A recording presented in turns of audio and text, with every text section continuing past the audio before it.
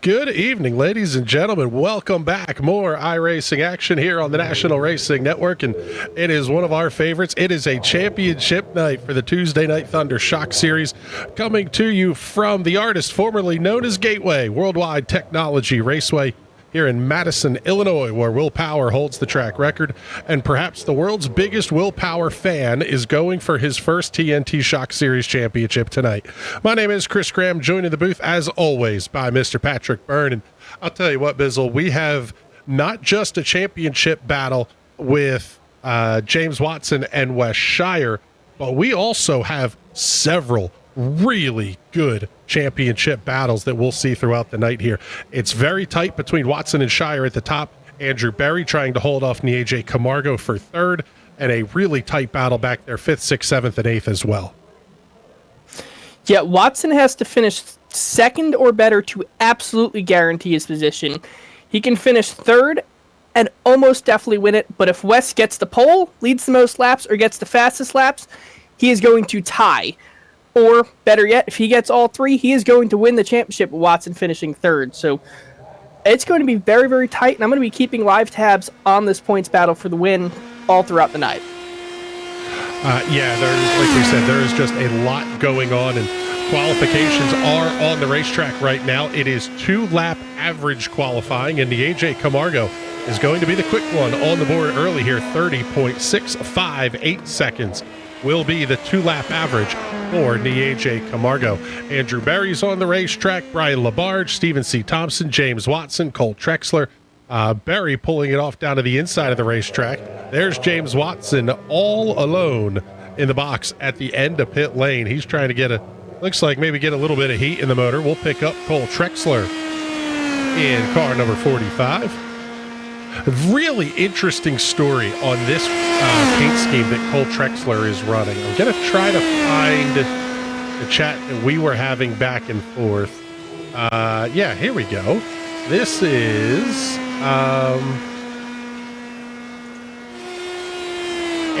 this is based off of a 1929 Auburn that ran at the Indianapolis Motor Speedway.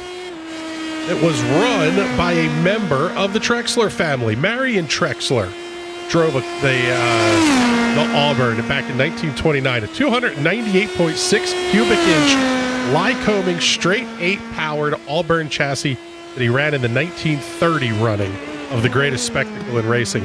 Very cool little throwback for Cole Trexler running to the family side of things here, and he is going to put that car into P3 on the grid as we pick up Wes Shire in the Homestead Coffee Tales from Rukon Schaefer Oil, number 16, working his first qualification lap. And again, it is 2-lap qualifications. Yeah, I always love it when we see drivers in the sim world who have ties or connections to real-world racing, either in the past or currently real-world racing drivers, either in lower series.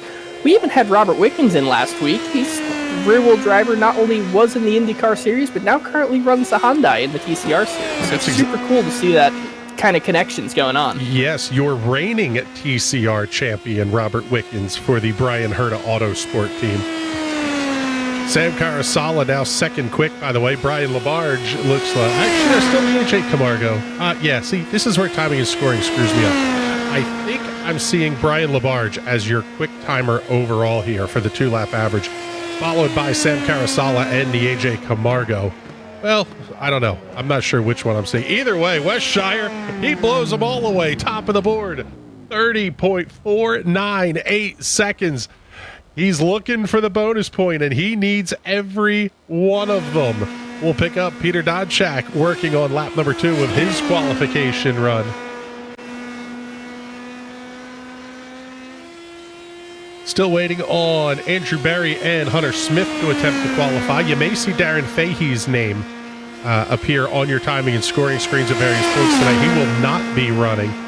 Darren is one of our Australian drivers, and well, let's see. I'll pull the clocks up here, and it appears as though it is about 1:30 in the afternoon, Darren's time. So likely that we will not see him participating here tonight. Peter Donchak moving up into position at number 10.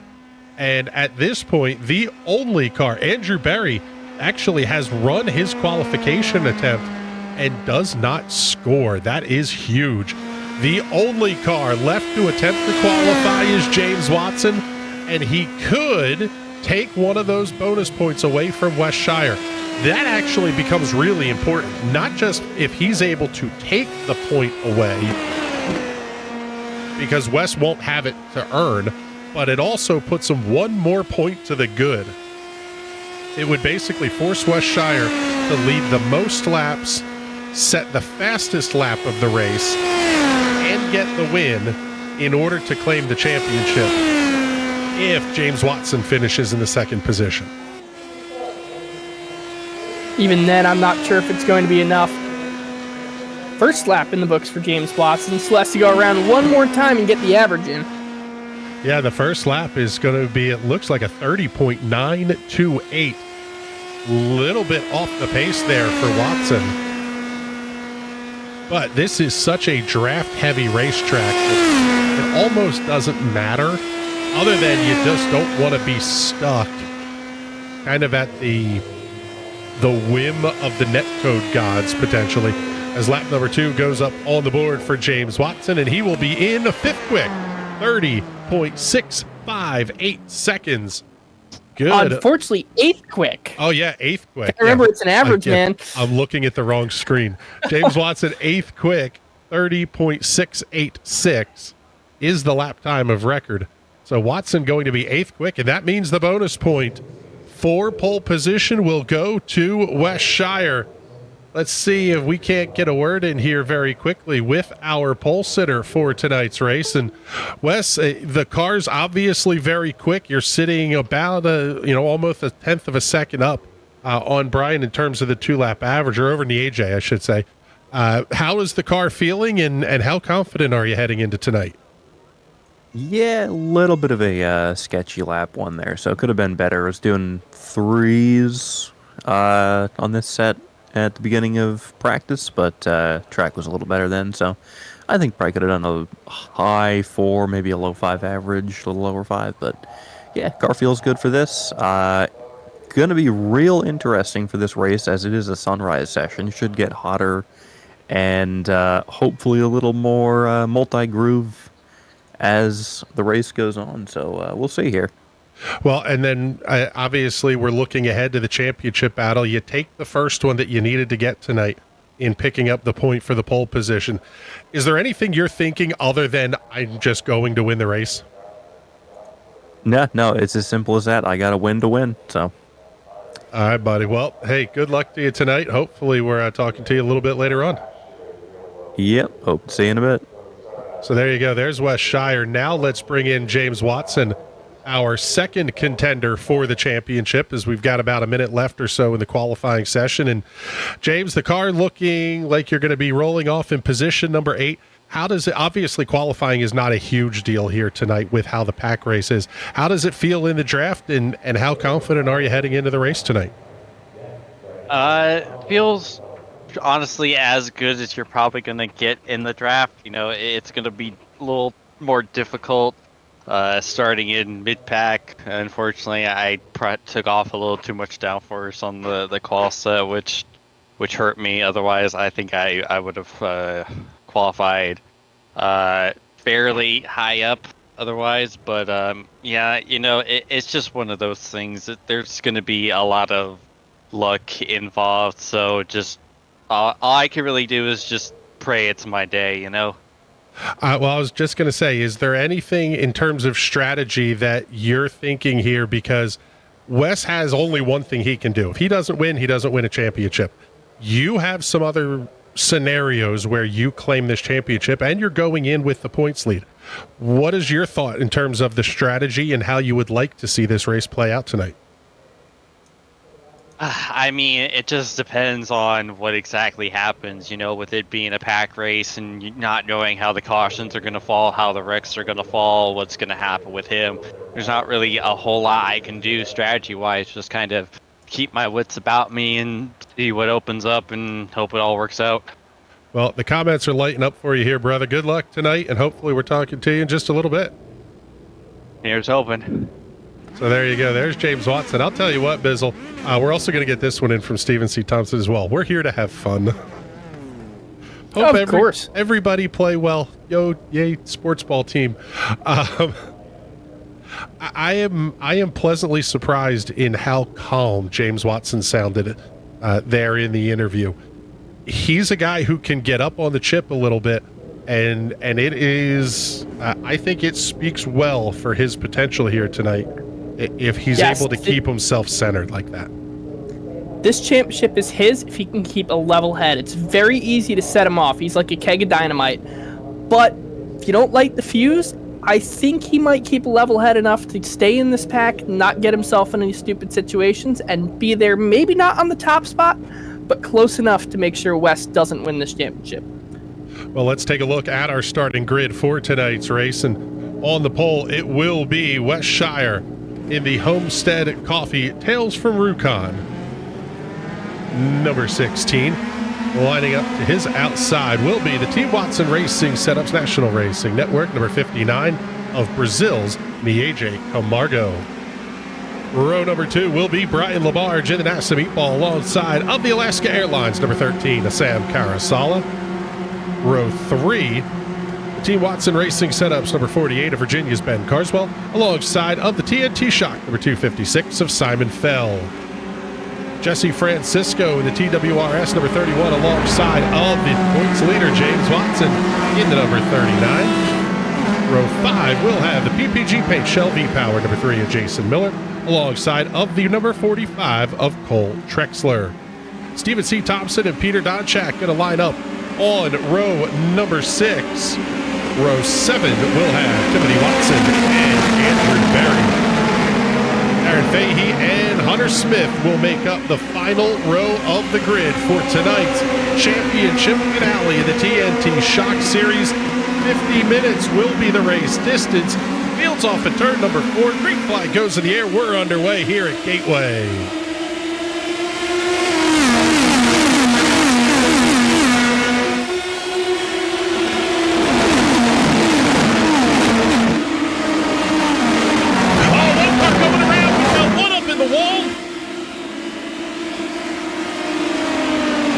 Looks like that might have been Simon Fell. Early trouble. Caution flag is out. And I think James Watson may have gotten a piece. He did. Oh, no. Watson has to tow. Early on lap number 1, and James Watson has to take the tow. There goes West Shire past.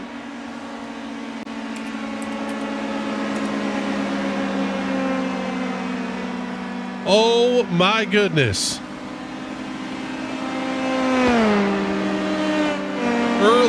Early drama. James Watson, your championship points leader, involved in an incident with Simon Fell, basically lap 1, turn 1. Let's take a look and see what happened here on the replay. See Simon down there into 1. Oh, and he may have had contact with Watson. Big hit to the right side. And you can see the left rear wheel off the ground for James Watson. That will be a very extended repair for James as well. That could be race over.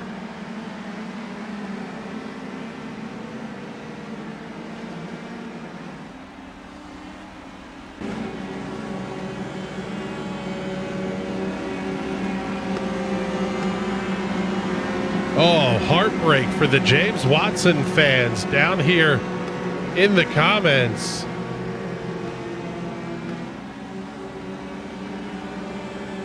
Race control telling us meatball flags or mechanical repair flags issued to Watson, Berry, Smith, and Miller. So that's Jason Miller, Andrew Berry, James Watson, and Hunter Smith all getting the meatball.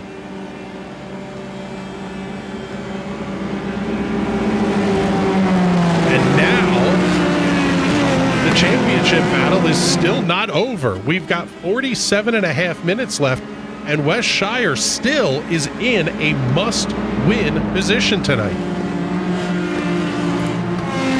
Yeah, let's see. If Wes let me do the math real quick.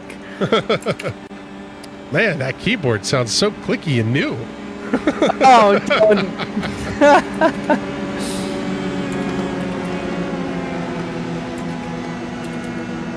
Ray if Wes finishes as low as 6th, he will tie with James Watson.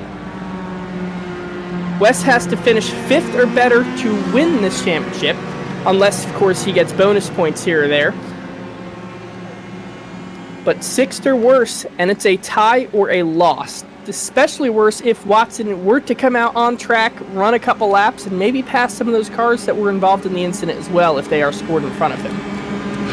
Yeah, and actually we're seeing right now, it looks like James Watson just moved up to position number 12 is what we're seeing. Well, let's see. I'm seeing him 14th on the one screen, and I'm seeing him 12th on the other. Literally not being able to drive the car back to the pits could potentially cost him the championship here.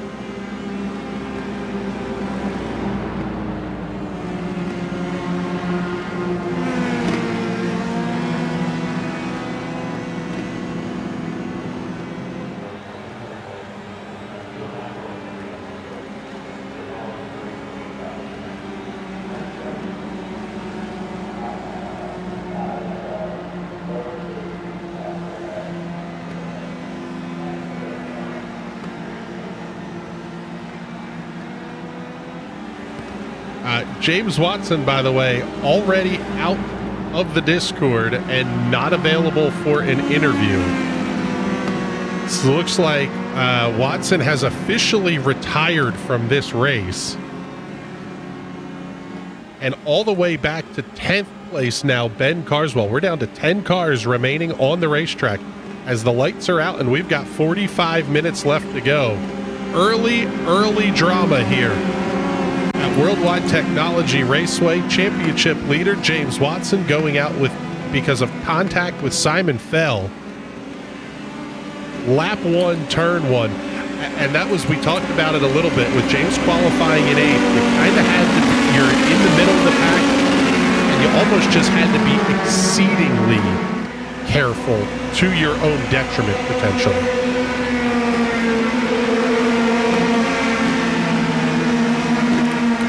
Yeah, just an unfortunate incident. Just all the cars bunched up early on in this race sometimes causes incidents like that.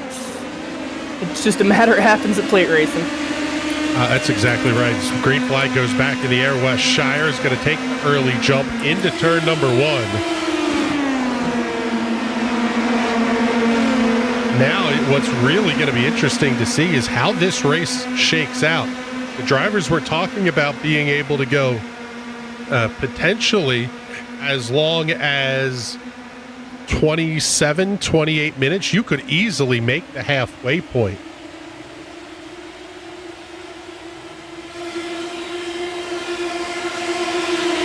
So Wes Shire is going to lead the first lap that we've completed under green and put lap number 6 on the board. He currently has the bonus point locked up for leading the most laps, and Carswell taking away that bonus point for the fastest lap of the race.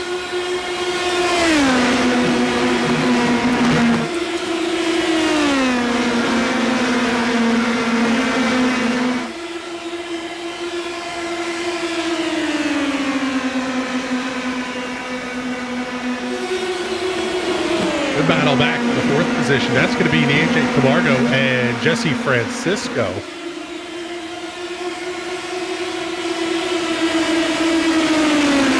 Camargo now going to have to contend with Cole Trexler. That 45 machine looking pretty sporty out here early on. He's already up to 9th position from where he started this race, and things are starting to get a little bit spicy. Here comes Brian Labarge making the look on Sam Carasala for P2.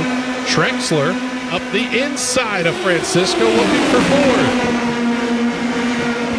Trexler now with the fastest lap of the race.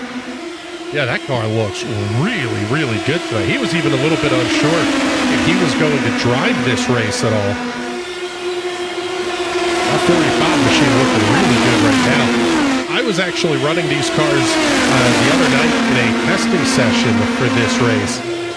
And it was really interesting to feel out how the car changed over the course of the run. Both as the tires started to wear and as the track temperature started to change, both with the sun rising, but also with the cars running that kind of similar line over and over again.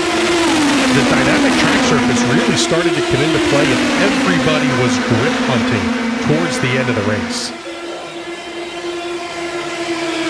Yeah, that is a ton of fun when that happens, and it's nice to see it back here in iRacing, especially at a track like Gateway or Worldwide Technology Raceway, where that grip is going to start to move up, and then it'll probably start to move back down by the end of this 50-minute long feature. Drexler having the peak on Carousala. Instead, Carousala going to make the move to the inside. He covers off the lane as Cole Drexler now going to look outside. He slides up ever so slightly. May open the door for Jesse Francisco. And 9 of our 10 cars that are still running on the racetrack are all nose to tail, only separated by about 1 second.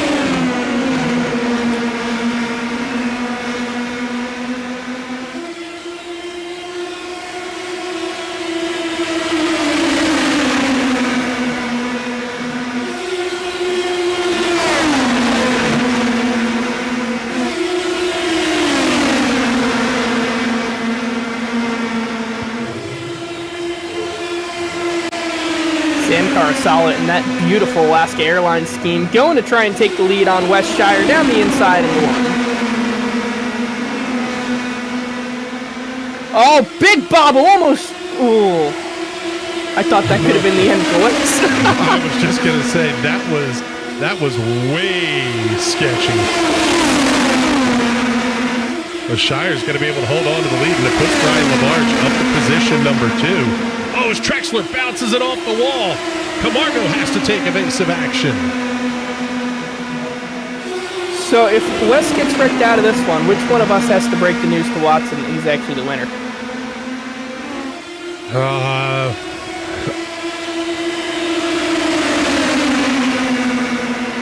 I don't know that that's how James wants to win a championship. I know this isn't how he wanted to lose one either, quite frankly.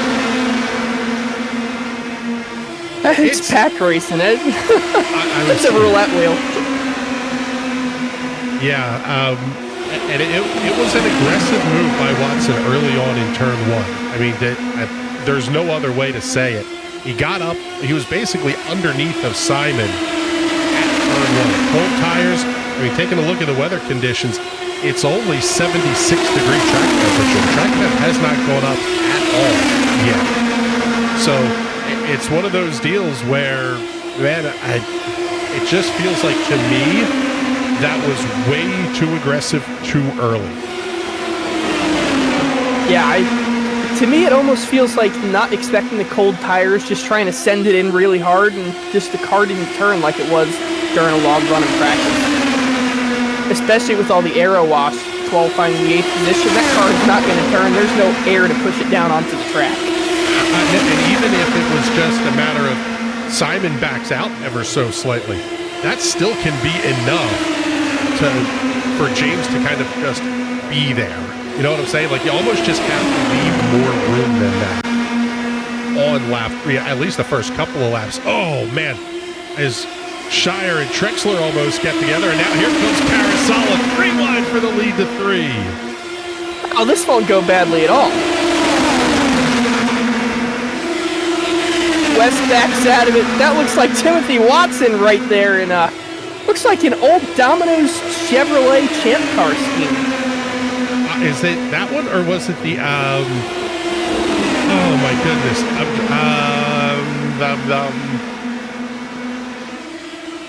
Carousala's getting all over the place. Yeah, good lord. Yeah, it's an old Alpine scheme. That's what I thought it was. It's an Alpine F1 scheme for the 77.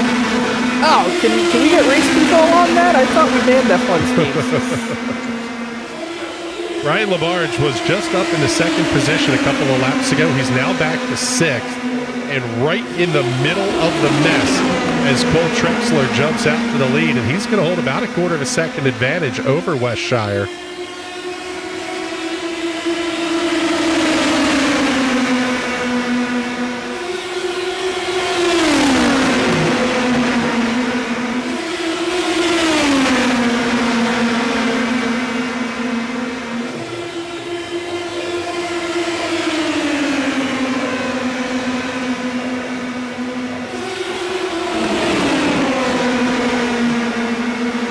So Shire back out to the race lead as he gets around Cole Trexler.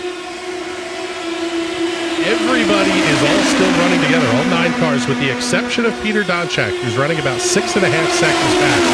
He's going to lose basically a full lap, as this pack will catch him at some point. Oh, buddy.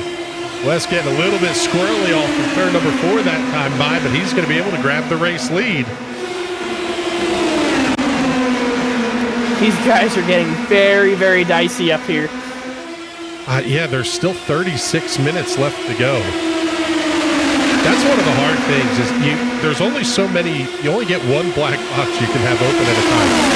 Again, some of these guys have the Race Labs apps and all that kind of stuff. That doesn't even necessarily work great if you're in VR like Wes is. It's very hard to say to yourself, man, like you feel like you've been out there for a while. We're now about 15 minutes in almost, and you're going, okay, we got to be about halfway there, and you're like, man, we're not even close yet. No, it can feel like absolutely forever, especially right around wintertime now. There's a bunch of sicknesses going on. I know if I put my VR headset on, I'd be in it for 5 minutes, sweating up a storm, going, wow, it must have been hours I've been in this rig.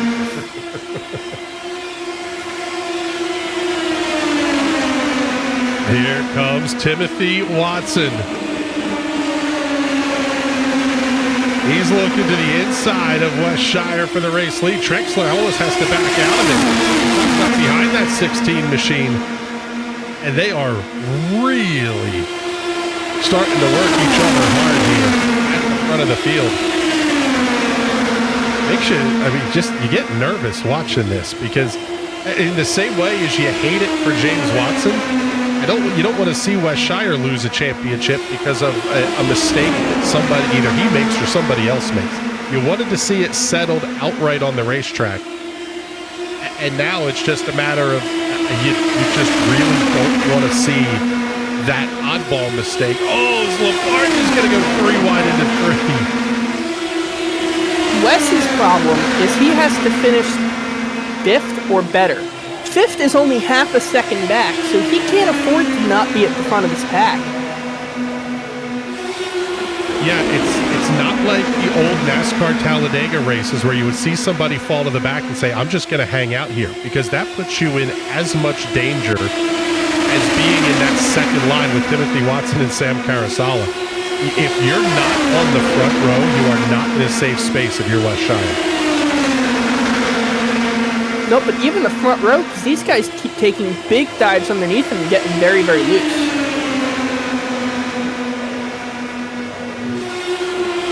At this point, none of the cars that were involved. Oh, there's contact! Trexler's involved. Lafarge is involved. Several cars going to go spinning down the back straightaway. Sam Carasala is in it up against the outside wall. We are under the caution flag for the second time tonight. Oh, no, the second big incident of the night. Let's take a look here and see what happened. It's going to be the next time by off of turn number 2.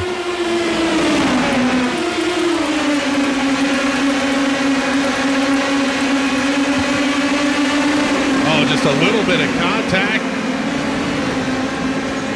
Stephen C. Thompson, our winner 1 week ago, got a piece of that one. Getting word from race control, meatballs issued to Labarge, Trexler, Carasala, and Thompson, which is going to take another 4 cars and force them onto pit lane. And now we're really close to being able to say Wes Shire is likely a TNT Shock Series champion for the 3rd or 4th time. Just based on the fact that we've only got 6 cars left on the racetrack. I was going to say, if none of these cars can get out on track, it's pretty much a guarantee. 6th place position for Wes, currently leading the most laps and having the pole, puts him at 298 points. James Watson, where he sits, is at 297. Now, this is where, unless the crew says you're done, if you're James Watson, you have to be thinking, get back to the race car now. Unfortunately, Watson's car was, you're done. They can't fix it. What a heartbreaker. And now, again, if any of these cars are able to get back out onto the racetrack, maybe the calculus does change a little bit here. But now, with 31 minutes and 30 seconds to go, I mean, we're down to 5 cars on the speedway right now that have I will say 4 that have a realistic shot. Peter Donchak in the 5th position has kind of been hanging out at the back the entire night.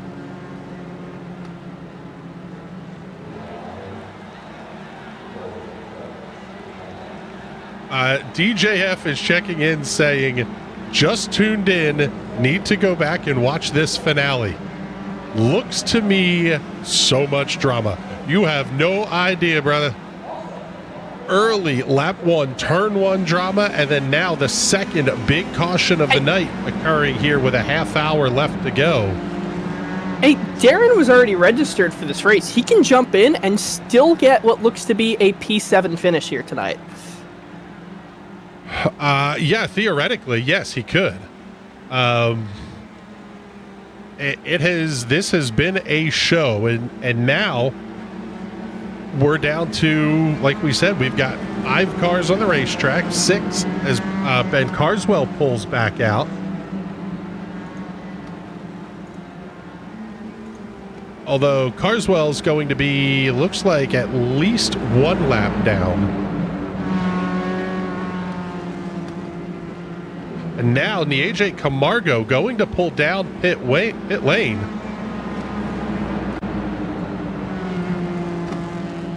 This could be an interesting bit of strategy here by Camargo,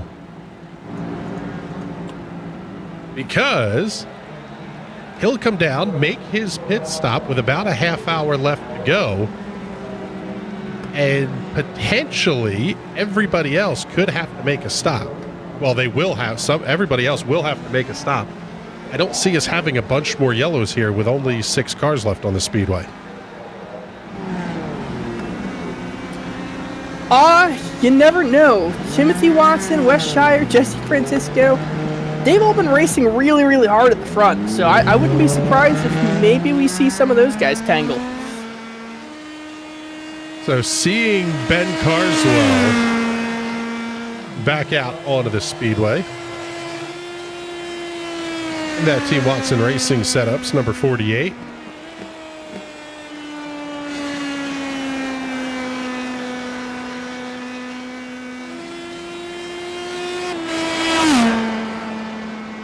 Getting himself caught back in up to the back of the field.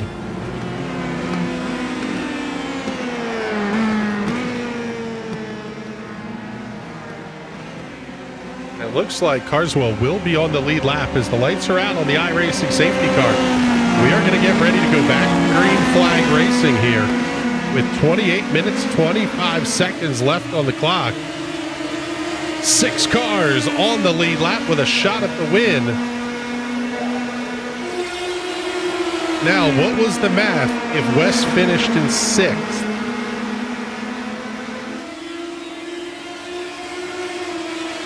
If Wes finishes 6th, he wins by 1 point. If someone else is able to take over the most laps led, it would be a tie. Which means we would go to a countback. Both Wes Shire and James Watson have 2 wins apiece on the season.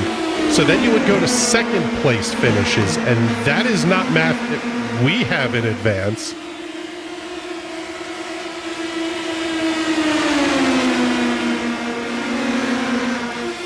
And it looks to me like Trexler is only 5 laps down and Thompson is only 6 laps down. I say only because if something were to happen to Wes, basically still with 8, 9, 10 minutes left to go, those guys would easily get by him. Yeah, as it looks right now, the one timing screen that I'm seeing is only showing Brian Labarge and Sam Carasala still in their pit boxes. Cole Trexler has retired. Stephen C. Thompson has retired, as did everybody else that was involved in the lap 1 incident as well.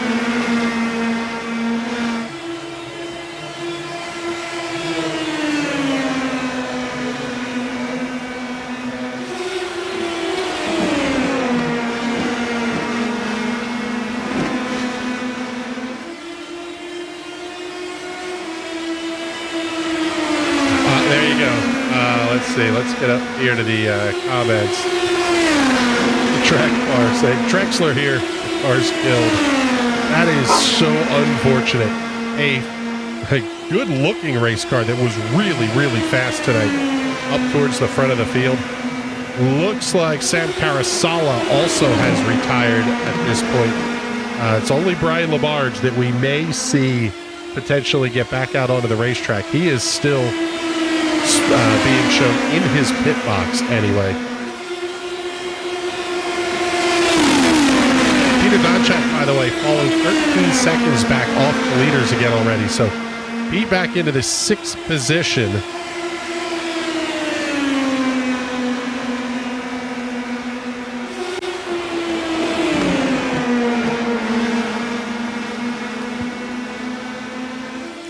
At this point, I'm in favor of calling the race here at 25 minutes and running another 25-minute race and just tallying up the points from each.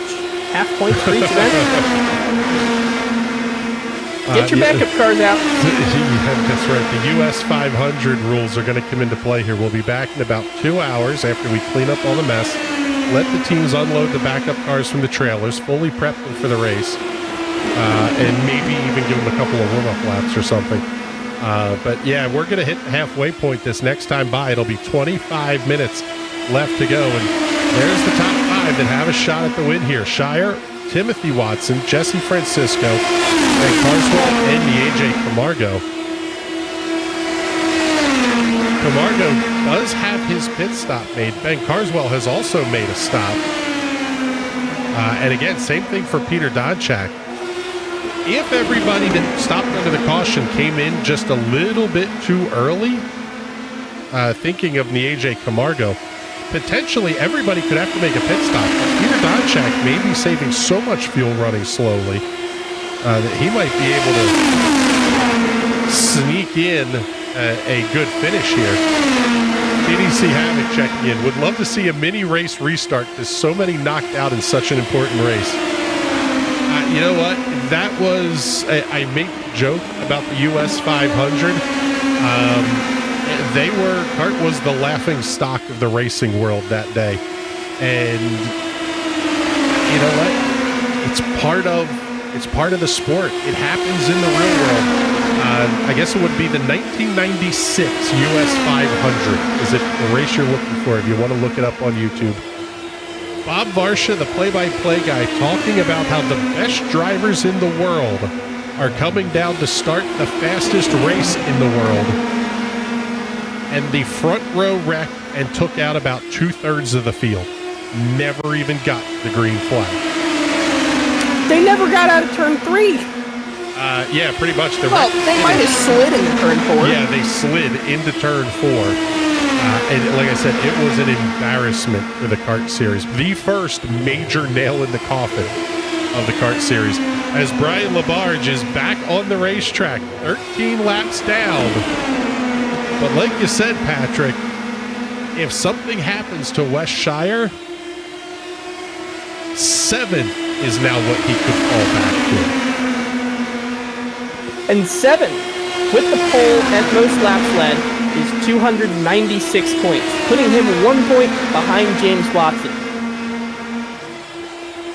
I'm not saying anyone wants to see Wes wreck here, but I think James Watson might be the happiest man on earth if he wakes up tomorrow and sees, Wes wrecked!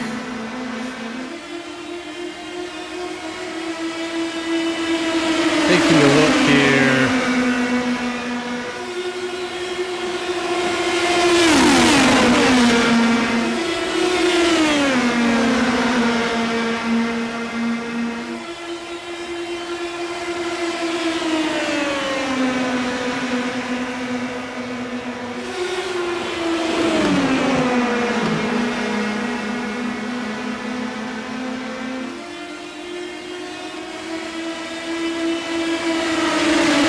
So now 21 minutes, 50 seconds remaining in the TNT Shock Series season.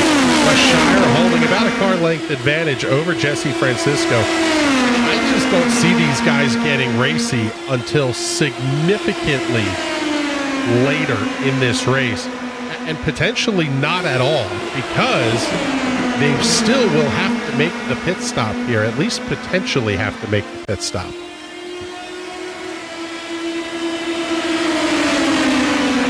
Yeah, it's going to be absolutely wild to see what they do. I'm not sure Timothy Watson really cares about that, though. If this is the first race he's run all season, he's just a ringer around here. I think the only thing he wants is to get in the lead and be the winner of this one. Yes, I would tend to agree with that one. Now, I don't want to build a storyline too early here, but Brian Labarge now being out on track, does he know that if Wes were to wreck, that he decides who wins the championship? I don't know that he knows. I don't know that he necessarily would be in a position to care all that much either. Because, and this is sort of what we talked about in the open to the show, there are other championship battles that are going on. Brian Labarge is tied with Ben Carswell for 6th in points as it stands right now. And if these guys, both of them, are going to finish ahead of Simon Fell, it was a 16-point difference to 5th in points. With where Andrew Berry is sitting 3rd in points at 189, potentially these guys could get up to the 4th position in points. That's more of what I think Brian Labarge is looking at this point. That's very true, as well as if something happens to Ben Carswell, he's now out on track and possibly able to take advantage of it.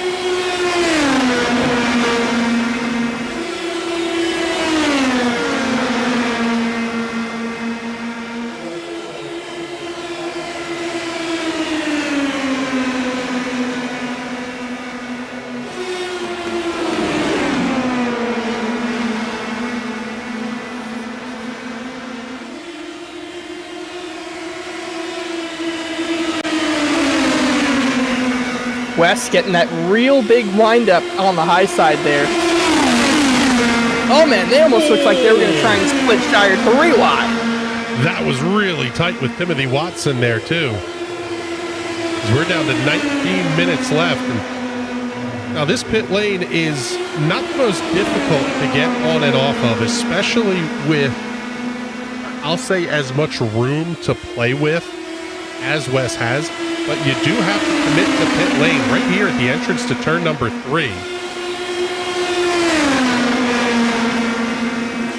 I mean, there's an access road. The access road isn't banked, and you feel like you can go through it a lot faster than you can. I can't count how many times I've hit that access road and slid into the grass.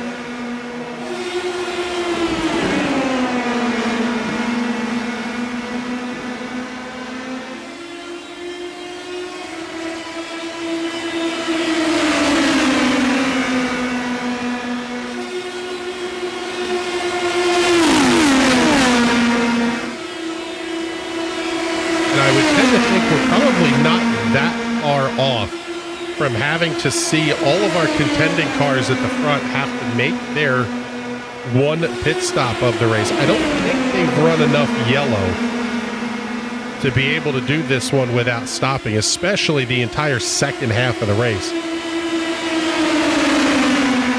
So it'll be a stop and a short fill for sure for these guys.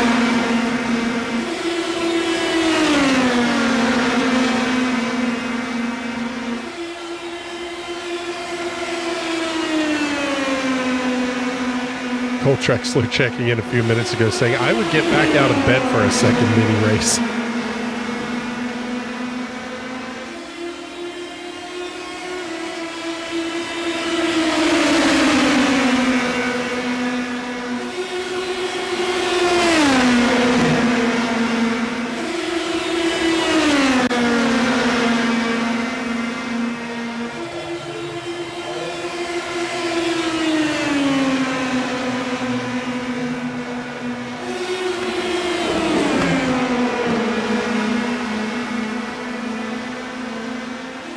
And of note, Peter Donchak sitting 18.6 seconds back. The time of a pit stop is going to be about 8 seconds. The total time on pit lane is about 33 and a half seconds or so. Plus factoring in the in-lap and the out-lap, you're going to lose probably, about 45 seconds or so, 50 seconds? Yeah, that's over a full lap, right? How? Oh yeah, they're running 30-second laps at this point. Even Peter Donchak, his last lap was a 31.215, which is about 6-7 tenths a second back of what the lead pack is doing. But it is enough that, in theory, he would be able to stay out and take the lead of the race. Let's see. The only other one who maybe does not have to stop is Nieje Camargo. He is 25 laps into this stint. And quite frankly, sitting back there sipping fuel at the back of this line is exactly what he needs to be doing if he wants to claim a race win. Just sit back there. Don't get involved in an incident if these guys do wreck, and just kind of sit and wait. Yeah, that's exactly right. And quite frankly, I mean, if you're going to be the guys that have to come down pit lane, I don't know that I want to be in Wes Shire's position, because all it takes is a mistake from somebody behind you, and all of a sudden you're punted out of the way. You want to be able to almost control your own destiny in some respects here. Yeah, possibly either waiting till a lap after everyone pits, or catching them by surprise and kind of diving in at the last second. And Carswell, making contact. Oh, contact! Francisco and Carswell make contact. Cautions out.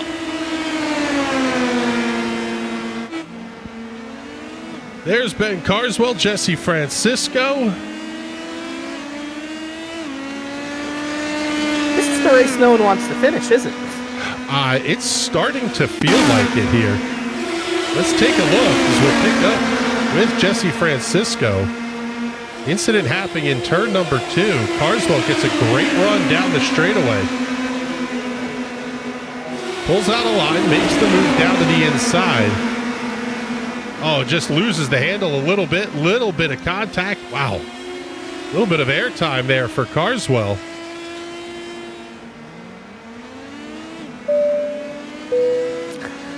Brings the car back down on all fours, and both cars, I don't think, are going to have much in the way of damage. But here comes all of your race leaders down pit lane. That potential drama point of pit stop action is going to kind of go out the window as Wes Shire will lead the train down with 13 and a half minutes remaining. Brian Labarge will stay out and claim one of his laps back.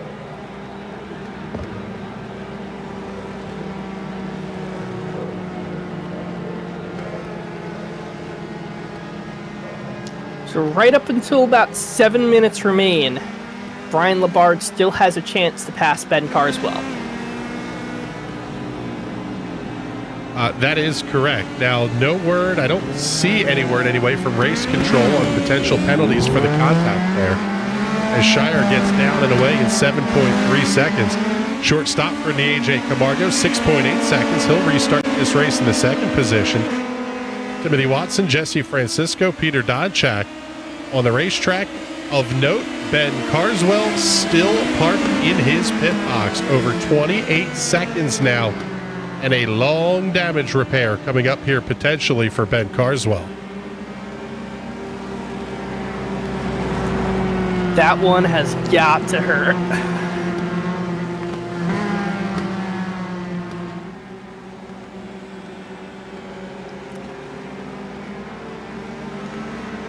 He was doing so perfect the entire night, too. Staying out of all the incidents, watching the rest of the field drop out. And here he is, stuck on pit lane for a little bit. Thankfully, it didn't look like too bad a contact for him. No, I'm wondering if it was just the way the two cars made contact. Because Jesse Francisco, obviously, no damage on that car. He's still in fourth. but Carswell is losing ground and losing time to Brian Labarge.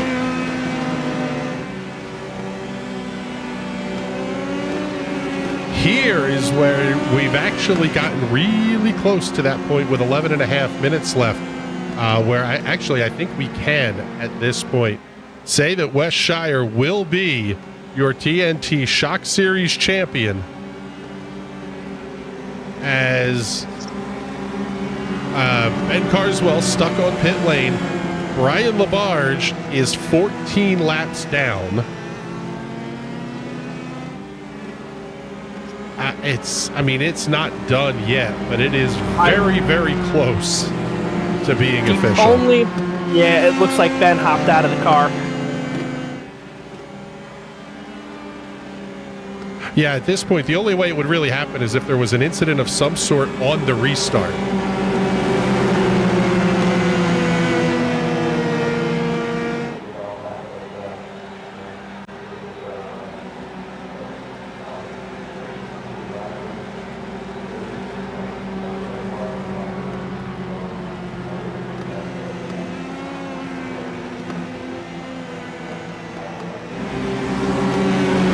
Like you said, Bizzle, this is the race that nobody wants to finish.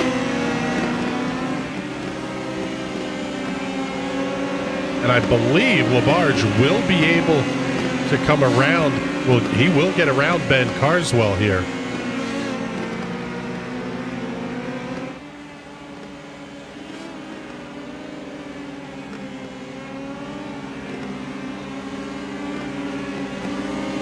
So lights are out on the iRacing safety cars. We're inside of 10 minutes remaining in the TNT Shock Series season.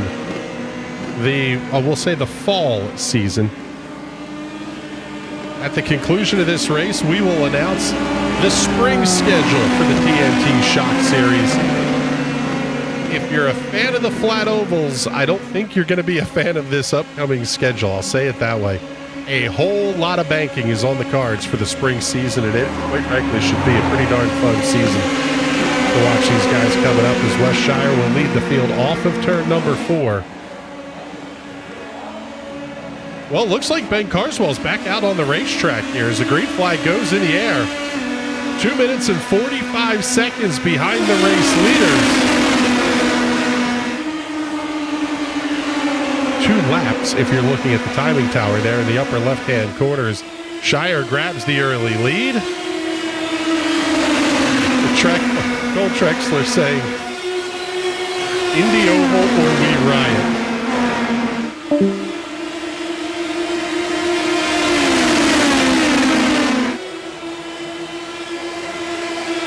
I don't know that you're going to get the Indianapolis Motor Speedway for these cars.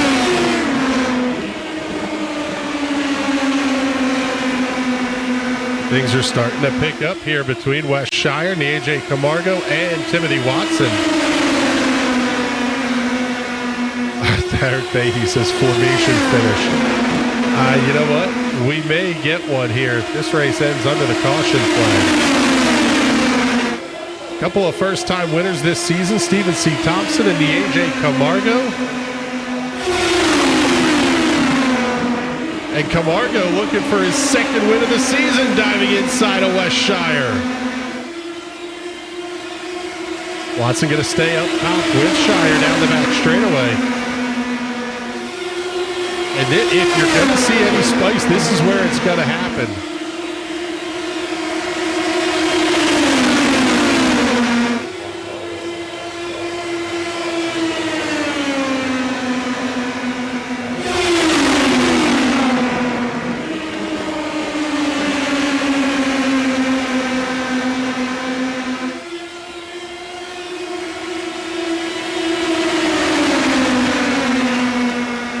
Seven and a half remaining, and Ben Carswell will be back on track. Yeah, yes, he is. Carswell is back on the racing surface, 2 laps behind the race leaders, battling with Brian Labarge towards the back of the pack.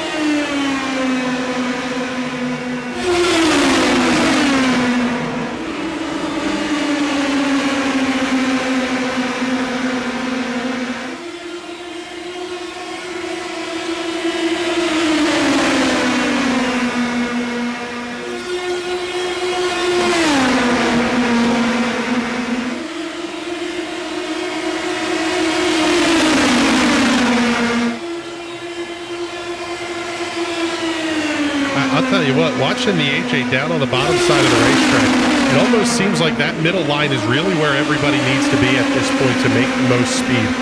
He's taking the shorter way around, but it's just not doing anything in terms of raw pace. Yeah, you can see it's losing him 2 car lengths every time they hit the straightaway. Timothy Watson up to the outside of Camargo through 3 and 4, and Jesse Francisco now may take a shot here at the race leader.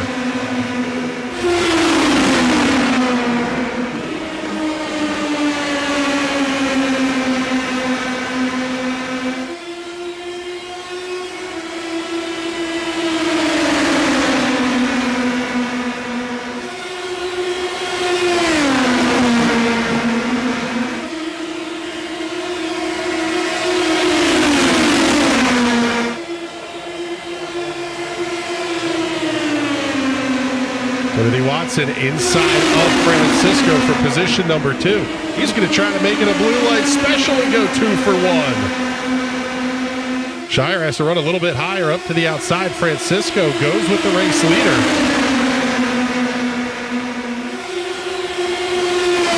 Now Ben Carswell looking to spice things up a little bit here from a couple of laps down. He gets around Peter Donchak.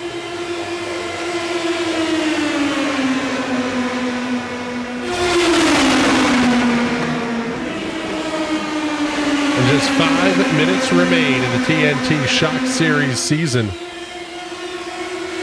Wes Shire will claim the bonus point for most laps led. He has 64 circuits led tonight.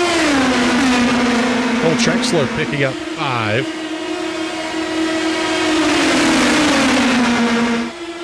Your fastest lap of the race also going to belong to Cole Trexler. So neither of those bonus points will be on offer for Wes Shire.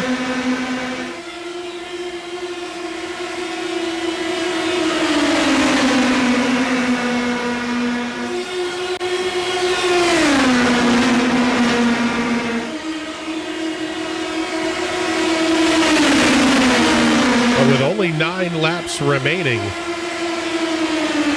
it is not over yet. If something should happen to Wes Shire, he could still finish behind Ben Carswell in 6th position. Yeah, but he has most laps led and the pole. Does that make it a tie then? If he finishes 6th? It would still be a 1-point advantage. 1-point advantage. So there you go. With 3.5 minutes left to go, we can officially crown Wes Shire as your TNT Shock Series champion. He can't fall back to the 7th position with a 14-lap advantage over Brian Labarge, who currently runs in that position. I believe this would make Wes Shire a 4-time champion of the TNT Shock Series.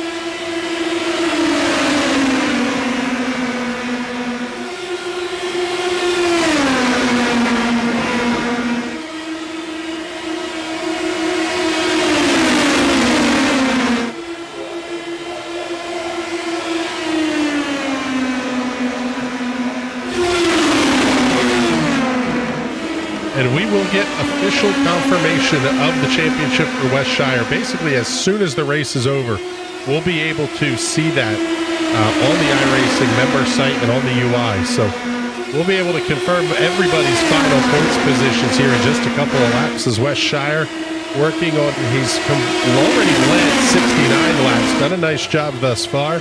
He'll put lap number 70 led on the board this time by. 2 minutes remaining and about 5 laps to go is what we're seeing. As how about Peter Donchak? He's been hiding at the back the entire night. Petey now up in position number 4. Oh, they're going to be 3 wide for third.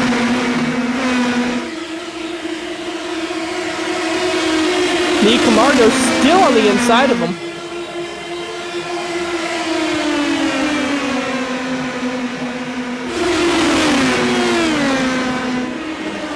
Ben Carswell just took the fastest lap of the race away from Cole Trexler.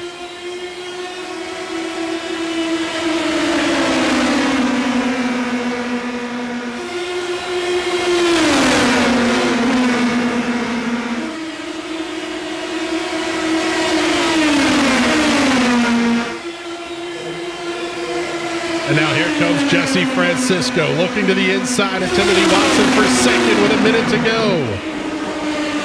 Francisco inside of Shire now. He wants the race lead off at 2. Camargo may go with him down the back straightaway. Man, Shire just keeps up such a huge run off the corner though. As Camargo looks inside.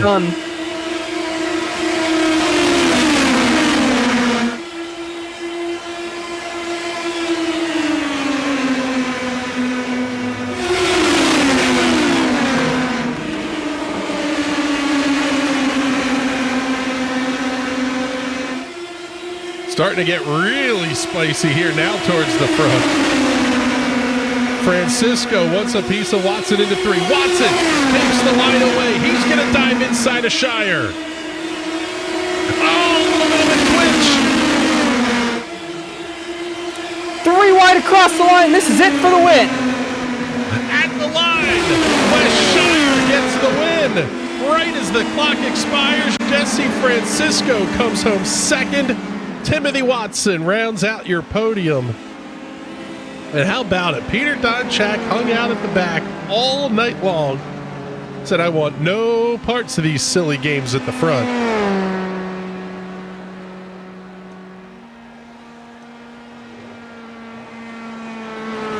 But there is your race winner and TNT Shock Series champion. The number 16 Homestead Coffee Tales from Rjukan, Schaefer's Oil entry of West Shire.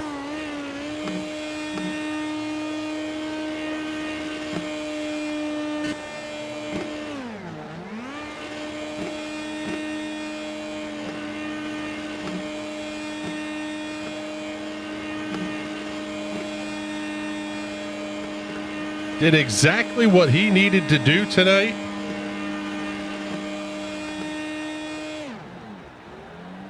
Claimed the pole, claimed the most laps led, took the race win.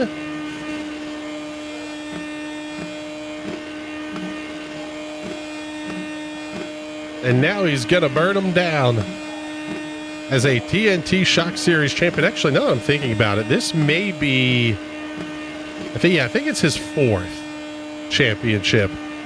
Man does exceptional donuts, by the way, as well. Yeah, I think since Ocean Walsh left, Wes has pretty much swept up after him.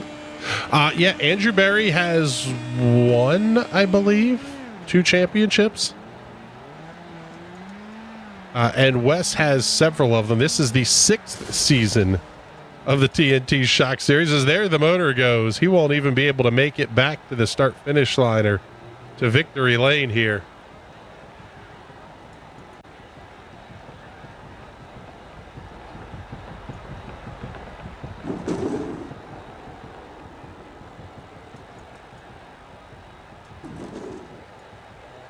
Look, I say that, and he's going to probably be able to coast this thing all the way down towards victory lane.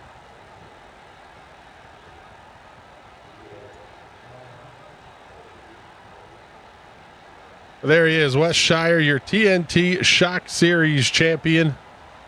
Well, we'll say Fall Series champion for 2023.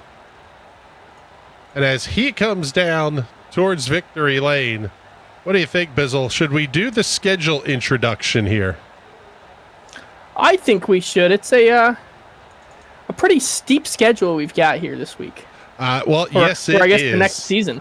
Yes, the 2024 spring schedule for the TNT Shock Series kicks off February 6th at the Iowa Speedway. Follow it up 1 week later with a visit to Southern National Motorsports Park. That place is a bull ring. I can't wait to see these guys run around there. March 5th, they head up, well, the entire month of March, quite frankly. We're going to spend in New England, the New Hampshire Motor Speedway Oval on March 5th. On March 12th, the New Hampshire Motor Speedway South Roval, which has one of the coolest, it's kind of an outfield turn.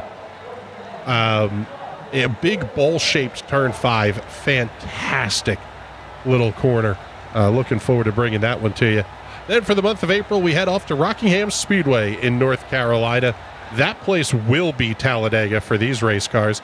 April 9th, it's not quite the Speedway, but the Indianapolis Raceway Park will play host to the TNT Shock Series, followed up by the Nashville Fairgrounds and a visit to Five Flags Speedway that we've gotten very familiar with this week here on NRN. Rounding out the schedule in the month of May 7th at the Richmond Raceway, and May 14th right back here, Worldwide Technology Raceway in Madison, Illinois. A 10-race schedule spanning the months of February through the middle of May, just in time to get you jacked up for the TNT Special Event Series Vintage Indy and the 108th running, I believe it is, of the greatest spectacle in racing. Really looking forward to it. These guys going to enjoy some well-earned time off here.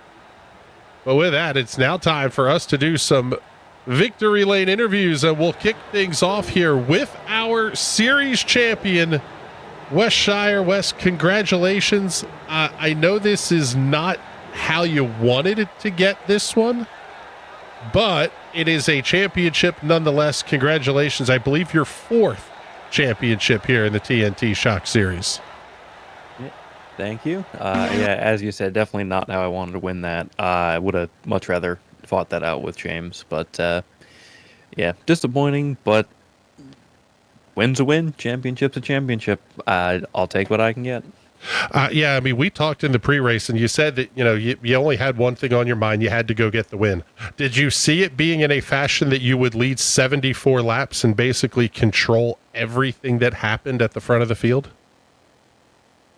No, not even slightly. My initial plan going into that was just going to be get a jump on the start and then not fight until the last 10 minutes or so.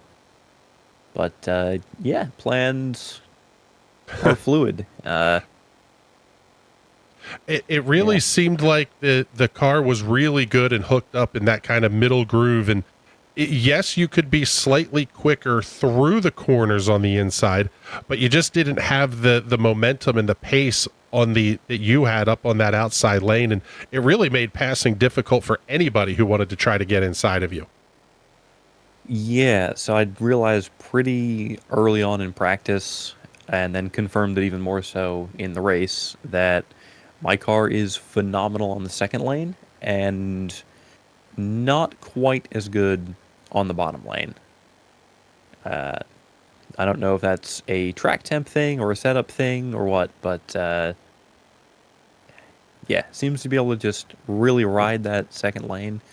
Like 3 and 4, I was just flat out in 6th the whole race, pretty much.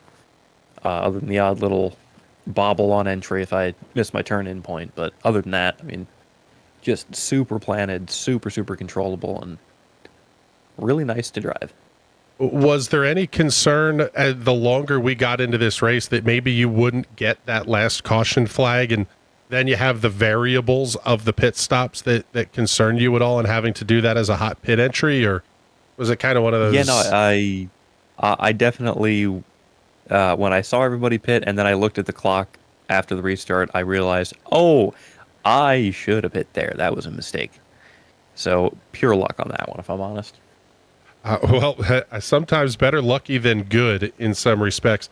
3 wins on the season, quite frankly, a spectacular season here in the TNT Shock Series.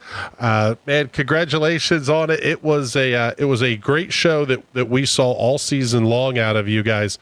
Ultimately, it will go in the books as a 16-point championship over James.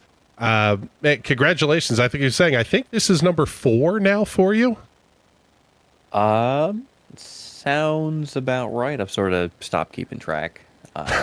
Starting to think I might BOP myself a bit next season. Throw on, I don't know, 5 or 10 kilos of ballast for every win or something. Oh man, a success ballast possibly coming to the TNT Shock Series. That could be fun, man. Like we said, congratulations. We talked a little bit about the schedule for next season. I am really looking forward to this. If you're a fan of the high banked ovals and some of the bull rings, we've got a whole lot of that on the cards for next season. That we sure do. Do you have a graphic to pull up here? We do actually. I can pull it up, but we also just did the whole thing too. But yes, there you. That. Yeah, no, that's right. So there you go. There's your schedule once again. I quite frankly, a really good one. I think we got here. Yep. We only really have 2 flat tracks, being New Hampshire and IRP. Now, even the New Hampshire Roval has a bit of bank going in the outfield section. So, yeah, if you like high banks, and I know James Watson does, it's gonna be a fascinating season. Yes. It's going to be a good one. That is for sure. We're looking forward to bringing all of it to you. And Wes, congratulations on the championship and the win tonight here. And before we let you go, make sure you do all the sponsor plugs and shout outs here too. Yeah, as always, got to thank you guys for the fantastic broadcast season after season, and we'll get the check in the mail for the next one as soon as we can. Big thanks to everyone on the TNT Council for helping to put this together and making it so great year after year. And, of course, big thanks to all the members who show up every week. And, yeah, a little light at the end of the season, but I know a lot of guys had some real-life stuff to do. It's holidays and whatnot. Yeah, family comes before fake racing. But, yeah, big thanks to just everybody who's been through every season, and even the guys who've just been in one race. It's been a blast. And, of course, big old shout-out to Homestead Coffee, keeping me awake and alert enough to get 4 championships now, and we'll see if they can get me another. Yeah, we'll see. 42 cars by there, 42 unique drivers taking, actually, 44 unique drivers entering races this season. So, Wes, thank you very much. And truly, we do appreciate all of your work and everybody that turns out for these races. It means a lot and makes the show fun for us to get on the air here. With that, let's bring in our second place finisher here tonight.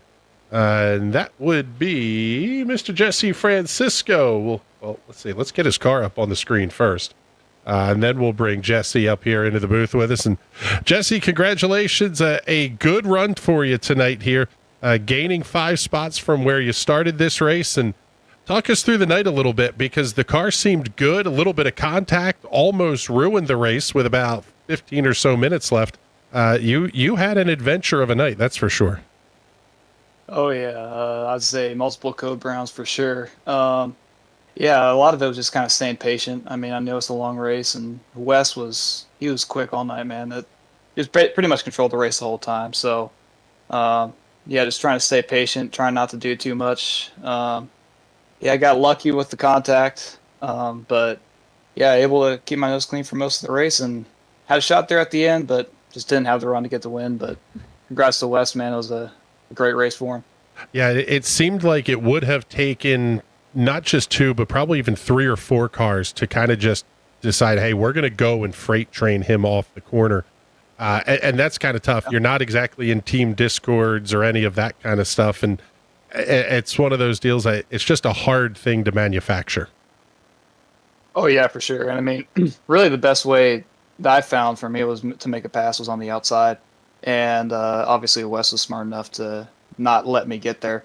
If anybody was trying to pass him, you had to go to the inside, and he's just too good up top. But yeah, I hate it for James. He had a great season too, and to get taken out on the first lap just sucks for everybody. But yes, took a whole lot out of this race. That is for sure. We were really jacked up heading into this one, looking forward to the championship battle, and it all just kind of fizzled out very, very quickly into this race. Jesse, congratulations on the podium. And before we let you go, make sure you get in any of those sponsor plugs and shout outs you want to get in. Yeah, man. First off, thanks to you guys for putting on great broadcasts. It's quality every time. I really appreciate it. But yeah, thanks to TWRS for my sets.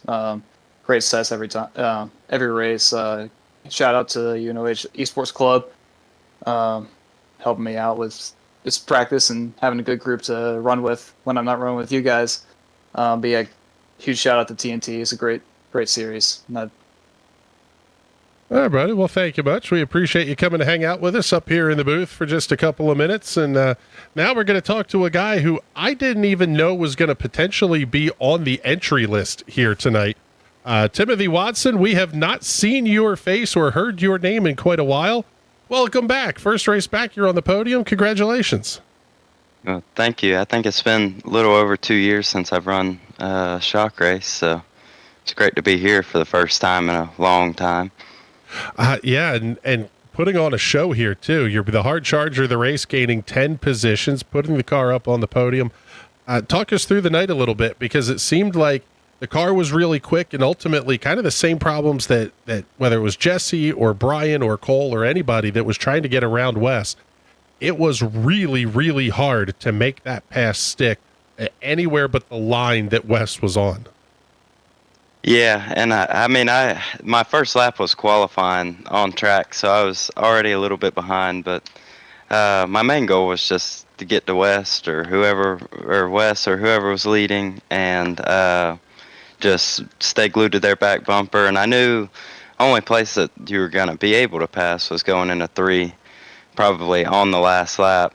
And I should have tried it before the last lap, so I didn't just have one shot at it, but yeah, I pulled out of line too early and killed my momentum going into 3. Well, I'll tell you what, it was a great show you guys put on for us here tonight. Congratulations on the podium. Hopefully we get to see you more running with us here in the spring season, because you're always quick in these cars, and we like getting to see you out here on the racetrack. Yeah, hopefully I'll be able to run some more in the next season. That's definitely a goal of mine, but it's always fun running these cars. I actually forgot how much fun they were to run.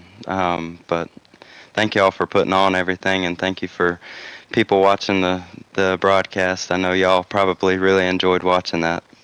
It was an interesting show, that is for sure. But Timothy, thank you very much. We appreciate you coming to hang out with us up here in the booth. And as we'll go back to the live look for the final time this season here, Mr. Bizzle, man, a packed house here at Gateway. Didn't quite get the show that we were hoping to see, but a very deserving champion in Wes Shire emerging tonight. 3 wins on the season. Average finish was on the podium. That is what you expect to see out of a champion in this series. Yeah, I mean, he's just shown it pretty much once again, for the 4th time now. He knows how to go out there, knows how to keep himself up in the front. Maybe not winning every week, but you don't have to win every week. This isn't NASCAR. You're not getting into any playoffs or anything. This is old school points racing the way it's been done for 100 years. And if I know anything about Wes, he might actually be a 100-year-old man. So he's had plenty of time to master this. Yeah, that is exactly right. He's definitely been around a little bit. And quite frankly, we talked a little bit about the schedule for next season. I'm really looking forward to that. With the dynamic track changes that we've gotten, that really is going to change up how you have to run those races on the high banks. It's not going to be kind of everybody just pack up and run that inside lane or two. We may see guys hunting for grip outside by the walls. Yeah, that is going to be just a crap ton of fun. I can't wait to see it, especially like you said with the dynamic track. The pack racing is going to be so much different now. You're going to be able to run lines you weren't able to before, and you're going to make crazy, crazy moves. Yes, it is going to be something, that is for sure. But with that, it's time for us to get the heck on out of here. A fantastic night of racing tonight. Mitch Drevnovsky picking up the win in the iRacing Sprint Car Cup in a race that seemed like it ran hours ago. I mean, I guess technically it did. But it only took about 12 and a half minutes to complete. Go back and watch that show because it was incredible watching Drevnovsky and Tracy Petter battle for the lead for 50 straight green flag laps. Wild, wild show. You don't want to miss that one. Also, coming up tomorrow night, it'll be another season finale and another champion going to get crowned here on the NRN airwaves with the SimSpeedShop.com Premier Series for the Sim Racers Club. Their Mint Mortgage fall season will come to a conclusion. Braden Carroll, Johnny Avila separated by only a handful of points as that series takes the NASCAR Next Gen cars off to the Phoenix Raceway. And then on Thursday night, our final broadcast before the Christmas holiday, that will be the USF Pro cars, the old Indy Pro 2000 cars, same car, just different branding, taking on Circuit Zandvoort over in the Netherlands. Going to be a good show. We're looking forward to bringing that one to you. But with that, time for Bizzle and I to get the heck on out of here. For Patrick and everybody else here at the National Racing Network that gets these shows on the air, my name is Chris Graham. Thank you so much for coming to hang out with us, and we will talk to you all soon. Have a great night, everybody.